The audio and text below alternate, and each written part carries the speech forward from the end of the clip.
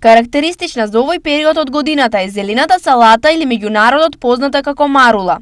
Како зеленчук кој се одгледува во нашата околина, марулата ја имаме во изобилство, исто како и нејзините производители. Како ја произведуваме? Она се сада од семе, па после се расадува на стално место. Има процес од 60 дена, зависно временските услови. Ако е потопло, за 60, ако не може 80 дена. Некои си 20 години. Иначе се е заштитно оранжериско, мрзне на ладното, јако е зимзелено растение. Марулата е една од најчесто купуваните и користени состојки во нашата кујна. Во Кина таа се употребува сготвена, но како нашите сограѓани ја употребуваат? Со ракија?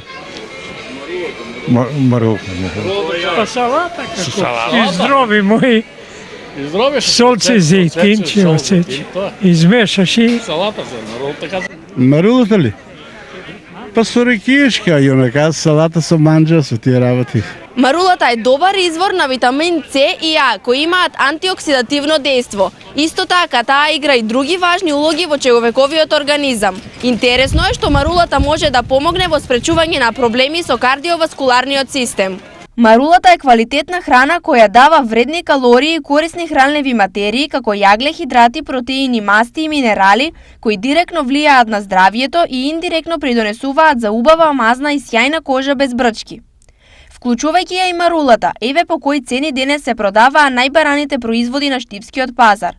Портокал 40, јаболко 25, лимон 60 денари за килограм, марула 30, изделка 40 денари за парче, домат 100, банана 70, кромит 30, компир 35 и цвекло 40 денари за килограм.